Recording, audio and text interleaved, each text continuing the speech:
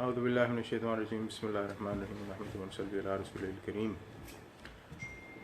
ان الحمد للہ نحمده ونستعینه ونستغفره ونعوذ باللہ من شرور انفسنا ومن سیئات اعمالنا من یهده اللہ فلا مضل له ومن یضلل فلا هادی له ونشهد ان لا اله الا اللہ ونشهد ان محمدا عبده ورسوله اما بعد فان خیر الحدیث کتاب اللہ وخیر الهدی هدی محمد صلی اللہ علیہ وسلم وشر الامور محدثاتها وكل محدثة بدعة وكل بدعة ضلالة وكل ضلالة في النار. قال الله تعالى في قرآن المجيد فرقان الحميد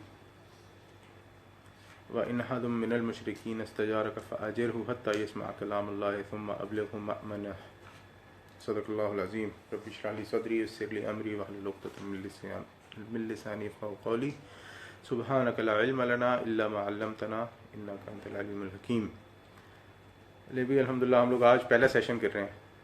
ٹھیک ہے، ہمارا پروگرام کیا ہے کہ ہم لوگ یہاں پہ انشاءاللہ قرآن کا ترجمہ پڑھیں گے.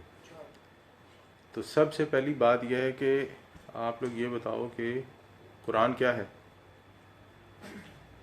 کیا ہے بھائی قرآن؟ اللہ کی بک، اللہ کی کتاب ہے. اور کچھ؟ اللہ کے ورڈز. اللہ کے ورڈز. دیکھو قرآن جو ہے نا وہ ظاہری بات ہے اللہ کی بک بھی ہے، اللہ کے ورڈز بھی ہیں.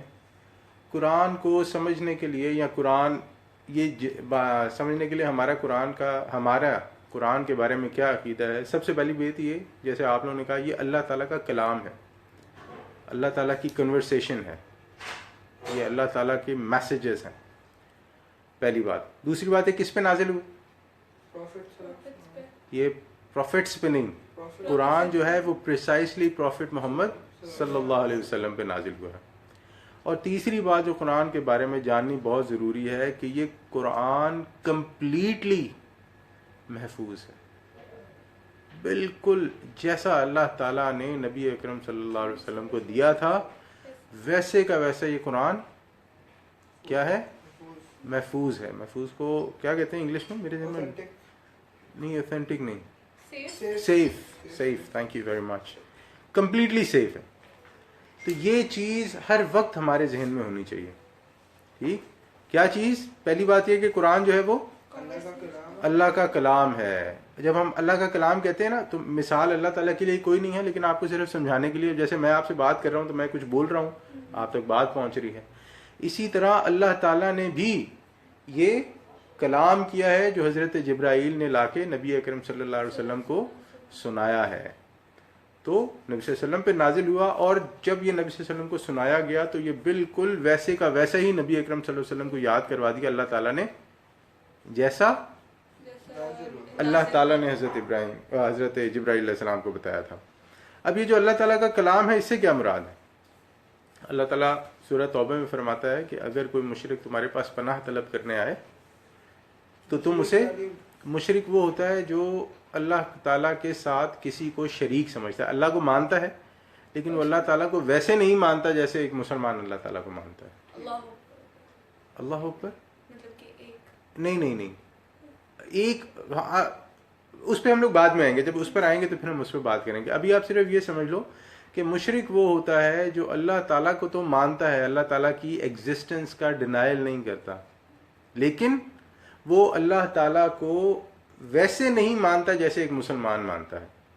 یعنی وہ ہو سکتا ہے وہ یہ سمجھتا ہو کہ جیسا اللہ تعالیٰ ہے ویسا کوئی اور بھی ہے، یا جیسا کوئی اور ہے اللہ تعالیٰ ویسا ہے،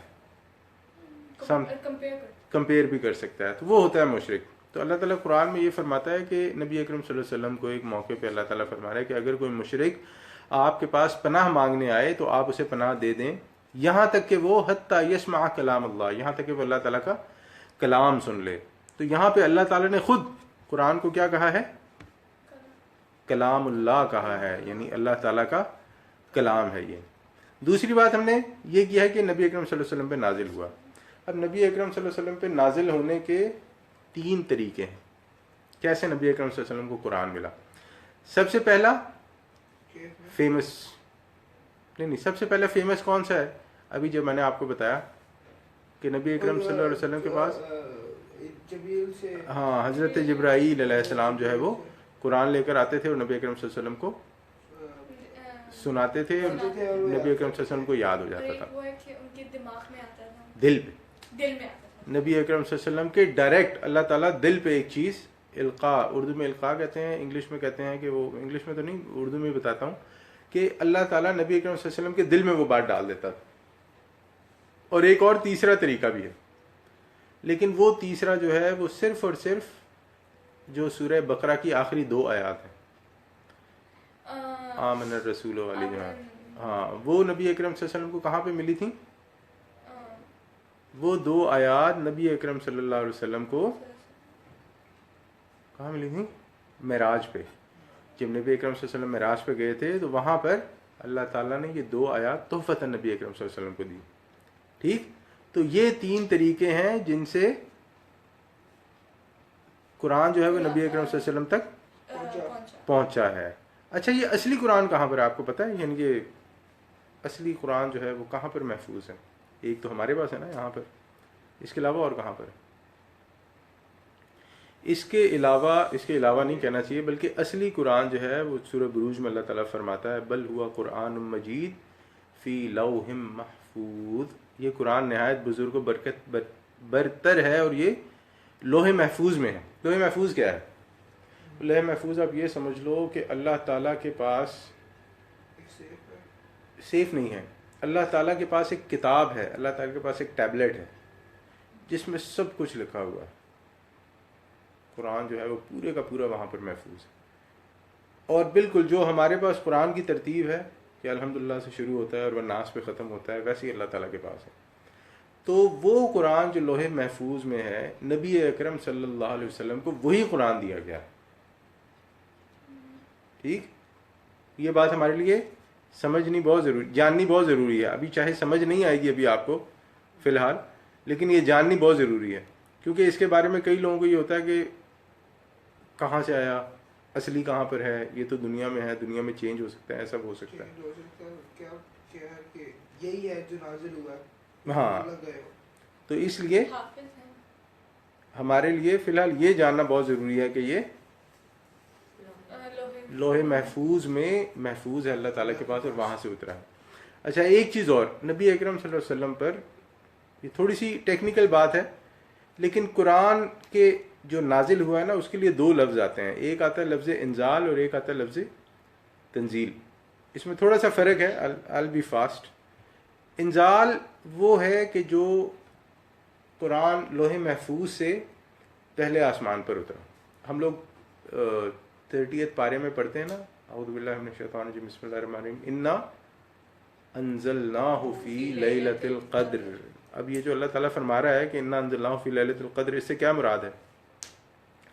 کہ جو قرآن ہے پورے کا پورا لیلۃ القدر کی رات میں لوح محفوظ سے پہلے آسمان پہ آیا.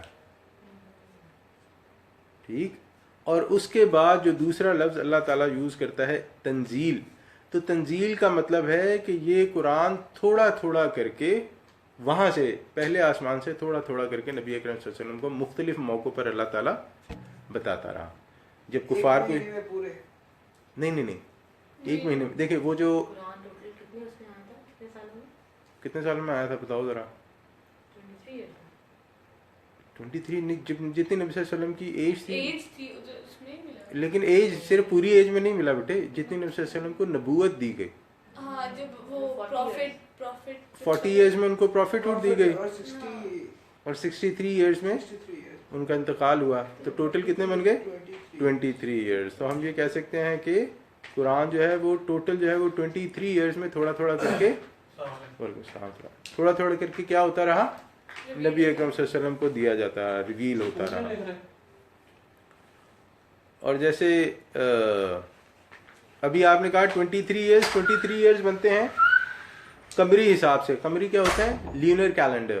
ایک ہوتا ہے لونر کیلنڈر, ایک ہوتا ہے گورگین کیلنڈر. لونر کیلنڈر وہ ہوتا ہے جو مسلمان فالو کرتے ہیں, چاند کے حساب سے جو چلتا ہے نا. رمضان کون سے مہینے میں آتا ہے؟ رمضان کے مہینے میں آتا ہے. حج کون سے مہینے میں ہوتا ہے؟ ذی الحج کے مہینے میں ہوتا ہے. پہلا مہینہ کون سے مسلمانوں کا؟ محرم ہے. تو یہ سارے مہینے جو ہے یہ چاند کے حساب سے چلتے ہیں. اور دوسرا جو ہم لوگ فالو کرتے ہیں اپنی عام روٹین لائف میں وہ سن سورج کے حساب سے ہوتا ہے نا. تو جو چاند کے حساب سے ہے 23 ایئرز بنتے ہیں, اور جو سورج والا ہے وہ آلموسٹ 22 ایئرز بنتے ہیں. تو یہ آپ کو تھوڑا سا جو ہے بتا دیتے ہیں. اچھا, قرآن نازل کہاں پر ہوا؟ کون سی؟ مکہ میں بھی اور مدینہ میں. ہاں, اس کو سمجھنے کے لیے نا ہم لوگ ایزی یوں کر لیتے ہیں. ہاں, یہ تو 2 مکی اور مدنی صورتیں ہیں نا. یہ میں اس طرف آتا ہوں. اس سے پہلے ہم یہ سمجھ لیں کہ نبی اکرم صلی اللہ علیہ وسلم پر جتنا بھی قرآن نازل ہوا ہے وہ حجاز میں نازل ہوا. حجاز جو ہے نا, آپ یہ سمجھ لو کہ جو سعودیہ کا علاقہ ہے اور اس کے ارد گرد کے جو علاقے ہیں, جیسے اس میں قطر بھی آتا ہے, بحرین بھی آتا ہے, کویت بھی آتا ہے, ادھر سے دبئی بھی آتا ہے. نہیں, سعودیہ کے ارد گرد, اس کو آپ سمجھ لو حجاز. کیونکہ ہمیں نبی اکرم صلی اللہ علیہ وسلم کا اس سے کہیں باہر کا سفر ہسٹری میں ملتا نہیں ہے, اور اگر کوئی ہے بھی تو وہ اوتھینٹک لنکس سے ہمارے پاس نہیں آتا ہے. لیکن ٹھیک ہے, تو پورے کا پورا قرآن حجاز میں نازل ہوا, سوائے کون سی 2 آیات کے؟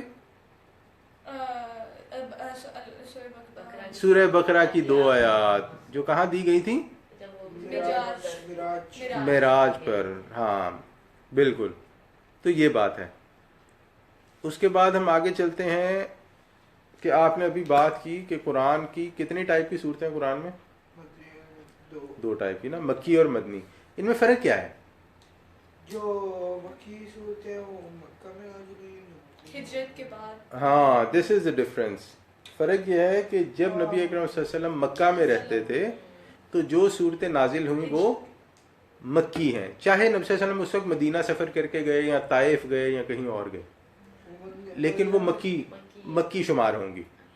جب نبی صلی اللہ علیہ وسلم ہجرت کر کے مدینہ چلے گئے تو اب جتنی صورتیں نازل ہوئیں وہ مدنی صورتیں, چاہے نبی اکرم صلی اللہ علیہ وسلم اس وقت مکہ میں تھے یا کسی اور سٹی میں تھے. ٹھیک, تو یہ سمجھنا ہمارے لیے بہت ضروری ہے. دوسری بات, قرآن مجید کی زبان کیا ہے؟ گڈ, کون سی ہے؟ ہاں, قرآن مجید کی زبان جو ہے وہ ہاں, قرآن مجید کی زبان جو ہے وہ دیکھیں 2 اس میں نا وہ آتی ہیں. قرآن مجید کی زبان جو ہے وہ صاف, سلیس, کھلی اور واضح قسم کی عربی. واضح قسم کی عربی سے مراد یہ کہ جو انڈرسٹینڈیبل ہے. اب تھا کیا کہ اب جیسے ہم لوگ دیکھتے ہیں کہ اردو کے کتنے ڈائلیکٹ ہیں. ڈائلیکٹ سمجھتے ہو آپ؟ Way of speaking. کراچی والی اردو, پنجاب والی اردو, پشتو والی اردو, مطلب وہ NWFE والی اردو, ساری مختلف ہو جاتی ہے نا. اسی طرح عربی کے بھی ڈفرینٹ ڈائلیکٹ تھے, لیکن جو قرآن اترا ہے وہ فصیح عربی میں اترا ہے. یعنی وہ عربی جو آپ یہ سمجھ لو کہ لٹریچر کے حساب سے ہائیسٹ مقام رکھتی ہے, جو خواص کی زبان آپ جسے کہہ سکتے ہو, یعنی کہ وہ جو پڑھے لکھوں والی عربی ہوتی ہے نا, ان میں اترا ہے. ٹھیک, قرآن کے نام, قرآن کے بہت سارے نام ہیں. قرآن ہے, فرقان ہے, مجید ہے, اور آپ کے ذہن میں کوئی آتا ہو؟ خدا ہے, اور کوئی آپ کے ذہن میں آتا ہو؟ ہاں, کتاب المبین کہا جاتا ہے, ہدم و رحمت للمؤمنین کہا جاتا ہے. تو قرآن کے بہت سارے نام ہیں, اس لیے ول کیپ دیر اونلی. قرآن کا بات کرنے کا طریقہ کیا ہے؟ قرآن جو آپ تک اپنا کلام, یعنی اللہ تعالیٰ جو آپ تک پہنچاتا ہے, جی کبھی کبھی آرڈرز دیتے ہیں. اللہ, ہاں آرڈرز بھی ہوتے ہیں, کبھی کبھی بتاتے ہیں, مورلز ہوتے ہیں. بالکل. ایک بات پکی ہے کہ قرآن جو ہے وہ شاعری نہیں ہے, یہ بات بالکل مسٹ ہے. یعنی کہ یہ پکی بات ہے کہ قرآن شاعری نہیں ہے. اس کی وجہ کیا ہے؟ اس کی وجہ ہے کہ قرآن خود اسے ڈینائی کرتا ہے. وما علمناہ الشعر وما ينبغي له, سورہ یاسین میں اللہ تعالیٰ فرماتا ہے کہ ہم نے اپنے رسول کو شعر سکھایا ہی نہیں, نہ یہ اس کے شایان شان ہے. لیکن یہ ہے کہ قرآن جو ہے وہ ایک ایسی ہائی لیول کی لٹریچر کی کتاب ہے, یا ایسی ہائی لیول کا لٹریچر ہے اس کے اندر کہ شاعر اس کے آگے پانی بھرتے ہیں. یعنی کہ وہ پریشان ہو جاتے ہیں یہ سن کے کہ یہ شعر نہیں ہے, لیکن شاعری کو بھی مات دے دیتا ہے. کیونکہ جب قرآن نازل ہوا تو اس وقت عرب میں جو پڑھے لکھے لوگ تھے وہ شاعری کیا کرتے تھے، یعنی شاعری جو ہے وہ عرب کا وہ ہوا کرتا تھا. ہاں اب اس طرف آگئی، شاعر نہیں ہے تو پھر شاعری نہیں ہے تو پھر یہ کیا ہے؟ اگر شاعری نہیں ہے یہ کتاب تو ہم یہ کہہ سکتے ہیں کہ یہ کتاب اللہ تعالیٰ کے خطبات ہیں، ڈیوائن اوریشنز آف اللہ تعالیٰ. خطاب کیا ہوتا ہے؟ اوریشن کیا ہوتی ہے؟ دیکھو ایک ہوتا ہے لیکچر. آپ نے لیکچر، آپ جب اسکول میں جاتے ہو، کالج میں جاتے ہو، یونیورسٹی میں، تو پروفیسر صاحب یا ٹیچر کھڑا ہوتا ہے اور وہ لیکچر دیتا ہے. اب وہ سارا لیکچر جو ہوتا ہے وہ سب ریلیٹڈ ہوتا ہے ایک دوسرے سے، صحیح ہے نا؟ اگر بایولوجی کی کلاس ہے اور وہ بایولوجی میں جو ہے لیٹس سے پلانٹس پہ لیکچر دے رہا ہے، تو اس کی جتنی چیزیں ہیں وہ پلانٹ سے ریلیٹڈ ہوں گی اور بڑی سائنٹیفک اور ٹو دا پوائنٹ ہوں گی. لیکن قرآن میں آپ کو یہ چیز نہیں ملتی. آپ دیکھتے ہیں قرآن بات کر رہا ہوتا ہے، پھر ایک دم بات روکتا ہے، پھر اس میں بنی اسرائیل کا ذکر آ جاتا ہے. ایگزیکٹلی پھر بنی اسرائیل کے بعد پھر دوبارہ مومنین سے بات ہوتی ہے، کہیں پہ آرڈر ہو جاتا ہے، کہیں پہ اللہ تعالیٰ کہتا ہے تمہیں سمجھ کیوں نہیں آتی. آپ ایسی ساری چیزیں ہوتی ہیں نا. تو یہ چیز لیکچر میں نہیں ہوتی، یہ چیز ہوتی ہے خطبے میں. خطبہ کیا ہوتا ہے بیسیکلی؟ خطبہ یہ ہوتا ہے کہ میں یہاں پہ بیٹھ کے آپ کو ایک چیز ڈفرینٹ اسپیکٹ سے سمجھاؤں، لیکن اس کا مقصد یہ ہو کہ آپ کو وہ چیز سمجھ میں آ جائے، کیونکہ میں نے آپ سے اس چیز کا ٹیسٹ نہیں لینا، بلکہ آپ کو وہ چیز سمجھانی ہے، آپ کو انڈرسٹینڈ کروانی ہے. مثلا فار ایگزامپل قرآن جو ہے وہ آپ کو قیامت کے بارے میں بتانا چاہتا ہے، ولا اقسم بیوم القیامہ ولا اقسم بالنفس اللوامہ. اب جو قرآن آپ کو قیامت کے بارے میں سمجھاتا ہے تو قرآن آپ کو سب سے پہلے قیامت کے بارے میں بتاتا ہے، پھر آپ کے بارے میں بتاتا ہے، پھر اس کے بارے میں کیسے آنی ہو بتاتا ہے، پھر اس کے بعد اس کو وہاں پہ چھوڑ کے ایک اور ایگزامپل آپ کو دے گا، کبھی اگر یہ آپ اپنی لائف میں کرتے ہو آپ نے اس کا بھی جواب دینا ہے، پھر اس کو چھوڑ کے پھر دوبارہ اپنے پوائنٹ پہ واپس آتا ہے. تو بیسیکلی خطبہ یہ ہوتا ہے کہ خطبے کا انداز یہ ہوتا ہے بات کرنے کا کہ جو آپ کا اوریٹر ہوتا ہے وہ بات کرتے ہوئے کئی چیزوں کو ٹچ کرتا ہوا پھر اپنی بات کو مکمل کر دیتا ہے. تو یہ قرآن کا اسلوب ہے بات کرنے. سو تم کچھ پوچھنے جا رہے ہو؟ نہیں. اور ایک اور امپورٹنٹ اسپیکٹ، لیکچر دیتے ہوئے ٹیچر جذباتی ہوتا ہے؟ لیکچر دیتے ہوئے جذباتی تو نہیں کرتا نا ٹیچر، وہ تو بڑا اسٹوڈنٹ، بڑا ٹو دا پوائنٹ بات کرتا ہے، عقل سے آپ کو سمجھاتا ہے. لیکن خطبہ دیتے ہوئے جب مولوی صاحب جمعے کا خطبہ دیتے ہیں یا جب کوئی آپ کو آپ کے ماما پاپا جو ہیں وہ کوئی چیز سمجھاتے ہیں تو وہ کیا کرتے ہیں؟ وہ آپ کو جذبات سے بھی سمجھاتے ہیں کہ دیکھو ہم تم سے اتنی محبت کرتے ہیں تو ہماری بات کیوں نہیں مانتے ہو. ٹیچر ایسے کہتے ہیں؟ ٹیچر کہتے نہیں مانتے جوتے ماروں گا میں. پیرنٹس کیا کہتے ہیں؟ پیرنٹس کہتے ہیں بیٹے آپ کے لیے اتنا کچھ کیا آپ کیوں نہیں پڑھتے ہو، یا آپ کے لیے یہ کرتے ہیں آپ یہ بات کیوں نہیں مانتے ہو. یہ ساری باتیں کرتے ہیں نا. کیوں؟ کیونکہ ان کی اس بات کے اندر محبت کا پہلو بھی ہوتا ہے، آپ کو سمجھانے کا پہلو بھی ہوتا ہے. اگر آپ بات نہیں مانو گے تو جو آپ کو نقصان ہو سکتا ہے اس کا پہلو بھی ہوتا ہے. لیکن ٹیچر وغیرہ کو اس سے کوئی زیادہ خاص رغبت نہیں ہوتی ہے. ہاں آپ سمجھے، یعنی ٹیچر بھی ایسے ہوتے ہیں جو اچھے ٹیچر ہوتے ہیں، لیکن جنرل ٹیچر جو ہیں وہ ان کو اس سے کوئی ایسا خاص لگاؤ نہیں ہوتا. اور خاص طور پہ یونیورسٹی لیول پہ تو بالکل نہیں ہوتا نا. وہ کہتے ہیں بھی یہ ہے ہم نے بتا دیا، سمجھ آتی ہے تو ٹھیک ہے، نہیں آتی تو آپ کی مرضی. ہاں وہ چلے جاتے ہیں. اب آگے آتے ہیں. آگے ہے کہ قرآن کی ترکیب اور تقسیم. قرآن کے اندر کیا کیا ہے؟ کیا کیا ہے بتاؤ بھی. قرآن کے اندر سورتیں ہیں، اور کیا ہے؟ آیات ہیں، اور ایک چیز اور ہے، احزاب ہیں. نبی اکرم صلی اللہ علیہ وسلم کے زمانے تک صرف یہ 3 چیزیں تھیں. ایک سورت کہ مثلا جیسے سورہ فاتحہ ہے، سورہ بقرہ، سورہ آل عمران ہے، سورہ نساء ہے، کہ یہ یہاں سے لے کے یہاں تک یہ ایک سورت ہے. اس سورت کے اندر آیات. سورہ فاتحہ کی کتنی آیتیں ہیں؟ 7. سورہ بقرہ کی 230 سم تھنگ، ایگزیکٹ مجھے بھی یاد نہیں ہے اس وقت. تو یہ ساری کیا ہے؟ یہ آیات ہیں. آیت جو ہے وہ قرآن کا سب سے چھوٹا یونٹ ہے. والعصر آیت پوری ہوگی. آیت وہ نہیں ہے، حروف نہیں سب سے چھوٹا. نہیں, چاہے وہ حروف بھی مل کے تو آیت ہی بنتے ہیں نا, سب سے چھوٹا یونٹ تو آیت ہی بنتا ہے نا.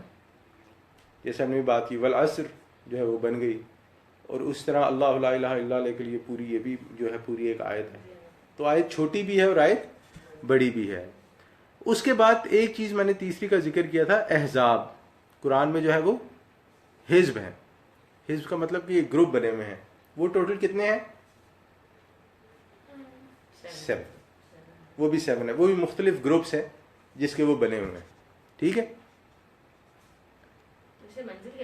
جسے منزل کہتے ہیں ہم لوگ. ہاں بالکل, جو 7 منزلیں جسے ہم لوگ کہتے ہیں.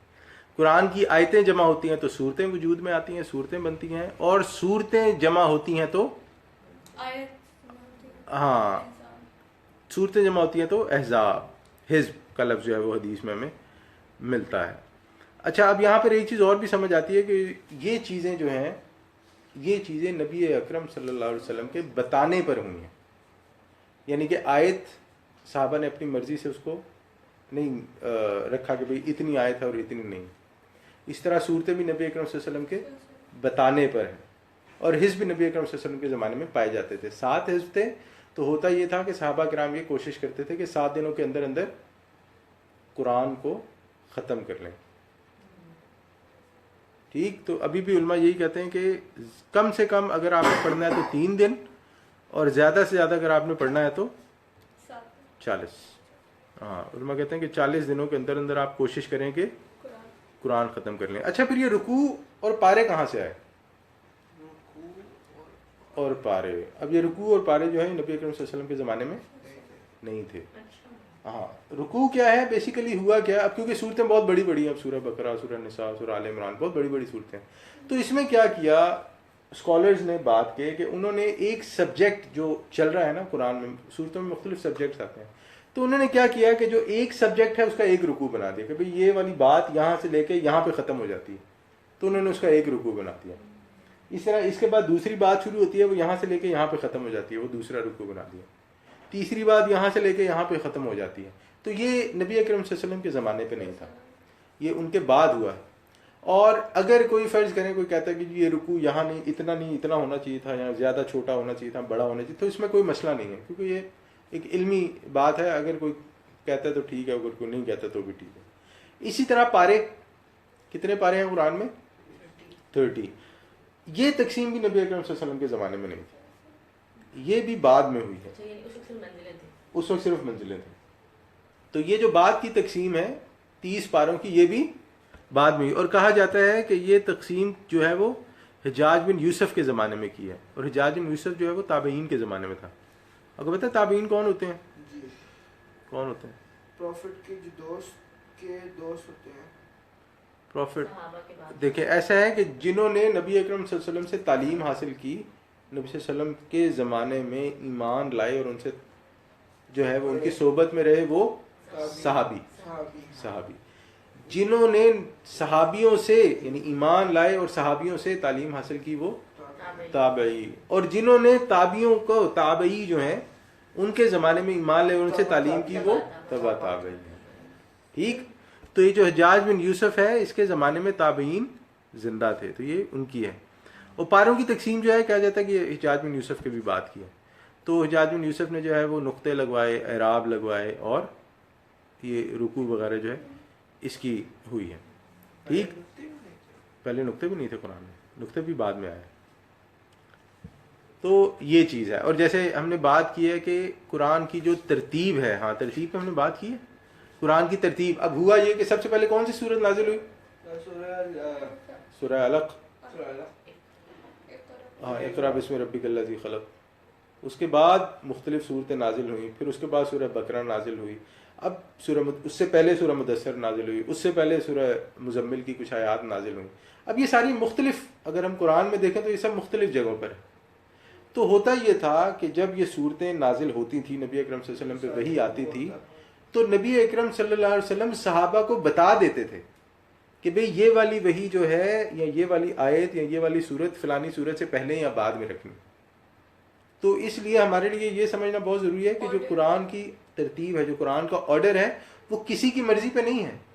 یہ نبی اکرم صلی اللہ علیہ وسلم بتا کر گئے ہیں اپنی زندگی میں. اور ہوتا یہ تھا کہ جب رمضان نبی اکرم صلی اللہ علیہ وسلم کی زندگی میں آتا تھا تو نبی اکرم صلی اللہ علیہ وسلم حضرت جبرائیل علیہ السلام کے ساتھ قرآن کا دور کیا کرتے تھے، یعنی انہیں سنایا کرتے تھے. اب ظاہری بات ہے اگر وہ انہیں سناتے تھے تو اپنی مرضی سے تو نہیں سناتے تھے، وہ تو ایک ترتیب تھی جو حضرت جبرائیل علیہ السلام نے جو حضرت جبرائیل علیہ السلام کو وہ سناتے تھے.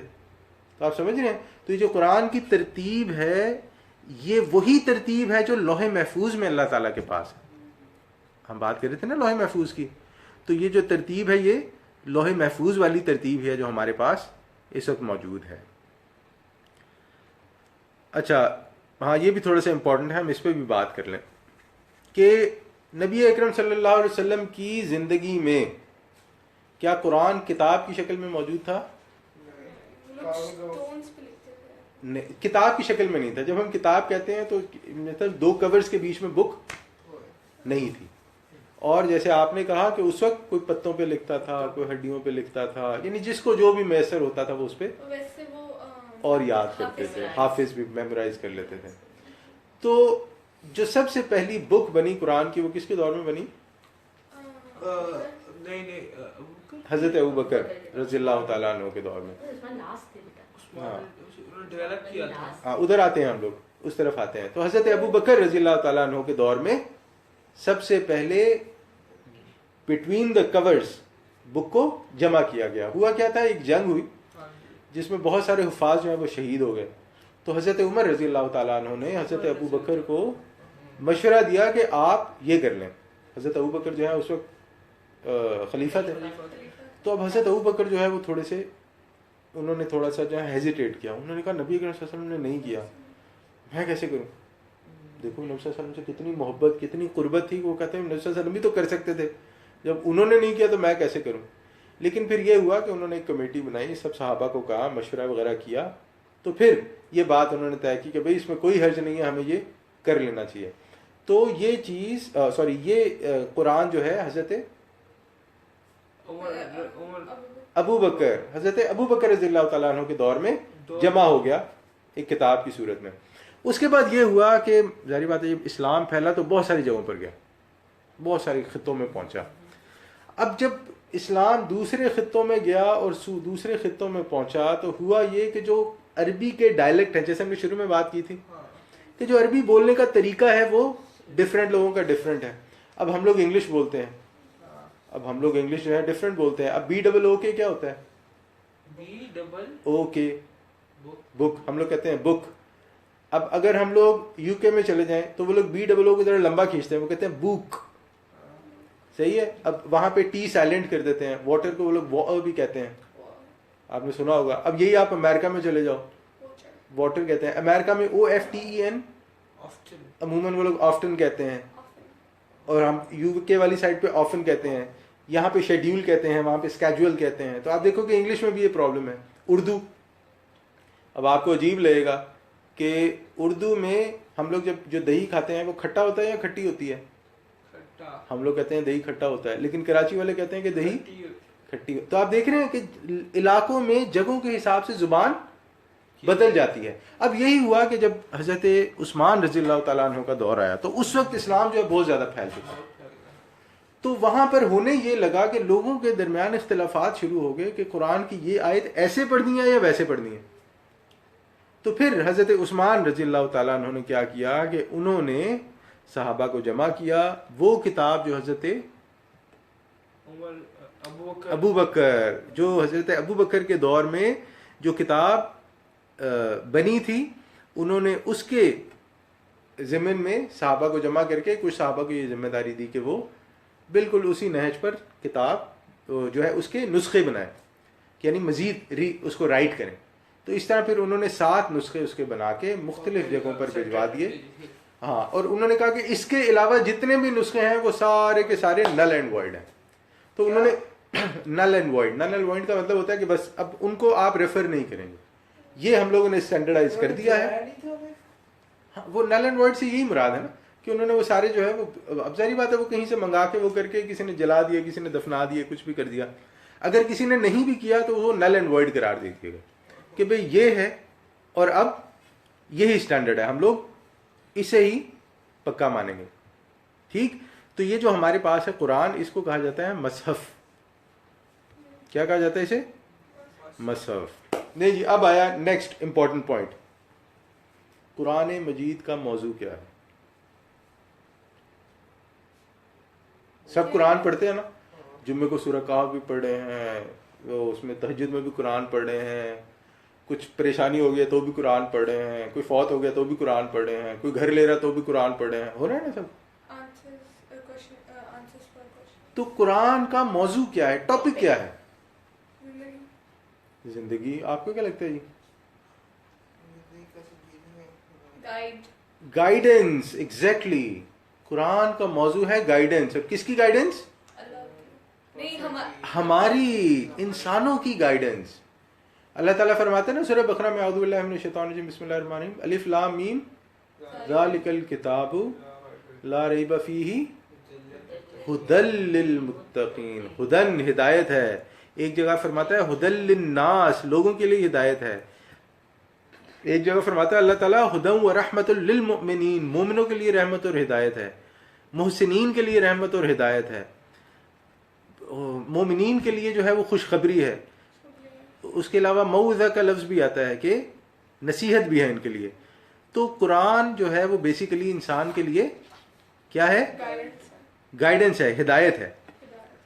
اچھا بات یہاں پہ نا یہ تھوڑی سی ٹیکنیکل ہے, لیکن آپ لوگوں کو بتانی اور سمجھانی بہت ضروری ہے. انسان جو علم حاصل کرتا ہے وہ کیسے حاصل کرتا ہے؟ سن کے, گڈ. دیکھ کے, ویری گڈ. پڑھ کے, محسوس کر کے. کئی چیزیں ہوتی ہیں جو فیل کرتے ہو نا. مثلا اب اگر آپ ایسے کسی نے مارا ہے تو آپ کو فیل ہوا ہے, درد ہوا ہے.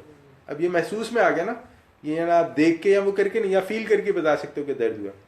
تو یہ آپ کا وہ علم ہے جو آپ فزیکلی یا فزیکل ورلڈ سے حاصل کرتے ہو اپنے سینسز کے تھرو. ٹھیک ہے, یہ بات کلیئر ہے یہاں سے. اور ایک دوسرا علم بھی ہے, وہ کون سا ہے؟ جنت کسی نے دیکھی؟ جہنم مطلب کہ بغیر دیکھے ادھر آتے ہیں. جنت جہنم کسی نے نہیں دیکھا. پروفٹ نہیں, پروفٹس کو تو خیر ان لوگوں نے تو دیکھا ہی ہوگا. قبر میں مرنے کے بعد کیا ہوتا ہے ہمیں تو نہیں پتا نا. یعنی کہ یہ بھی ایک علم ہے ہم لوگ جس پہ یقین رکھتے ہیں. ہم کہتے ہیں کہ یہ غلط ہے, اگر کوئی کہتے ہیں یہ غلط ہے تو وہ مسلمان ہی نہیں. تو اس کا مطلب کہ ایک علم وہ بھی ہے جو اس فزیکل ورلڈ کے علاوہ ایگزسٹ کرتا ہے. آپ سمجھ رہے ہو؟ آپ کی یہ بات سمجھ آئی کہ نہیں؟ کیونکہ یہ بات سمجھنی بہت ضروری ہے, ورنہ قرآن کی امپورٹنس ختم ہو جاتی ہے. ورنہ قرآن آپ کے لیے صرف ایک سٹوری بک بن کے رہ جائے گا. ایک ہمارا وہ علم ہے جو ہم دنیا میں رہتے ہیں, اپنے ممی, اپنے ڈیڈی, اپنے بھائی, اپنی بہن, اس کے ساتھ رہتے ہیں, وہ سب کرتے ہیں. ایک تو ہمیں اس کے لیے علم چاہیے نا بھائی, 2+2=4. کیسے پتہ لگے گا؟ سیکھیں گے تو ہمیں پتہ لگے گا. ٹھیک ہے, آگ جلاتی ہے, کیسے پتہ لگے گا؟ جل کے یا جلا کے, یا ہم کسی کو جلتا ہوا کوئی چیز جلتی ہوئی دیکھ کے, ایسے ہی پتہ لگے گا. یہ تو وہ چیزیں ہیں جو فزیکل ورلڈ میں ایگزسٹ کرتی ہیں, رائٹ. اس کے علاوہ کچھ چیزیں ایسی ہیں. آپ میں سے اللہ نے کسی کو دیکھا؟ نہیں دیکھا. فرشتوں کو نہیں دیکھا. وحی نازل ہوتے ہوئے نہیں دیکھ. قیامت آئی نہیں. لیکن ہم لوگ مانتے ہیں یہ کہ ہوگا. کیسے پتا ہے؟ کہاں لکھا ہوا ہے؟ اب اگر ہمیں یہ پتا نہیں تو ہم قرآن میں لکھا ہوا کیسے مان لیتے ہیں؟ یہ چیز ہمارے لیے سمجھنی بہت ضروری ہے. اب آپ سمجھ رہے ہو کہ میں کیوں اس پہ زور دے رہا ہوں کہ یہ آپ کے لیے سمجھنا بہت ضروری ہے. ورنہ قرآن کی ہدایت آپ کو, یا قرآن کی جو گائیڈنس ہے وہ آپ پوری طرح لے نہیں سکتے ہو. پھر آپ بہت ساری چیزیں, ایسی چیزوں کو کوشچن کرو گے کہ جو آپ کی عقل پہ پوری نہیں اترتی, لیکن قرآن کہتا ہے اسے مانو. ایسے ہی ہے نا.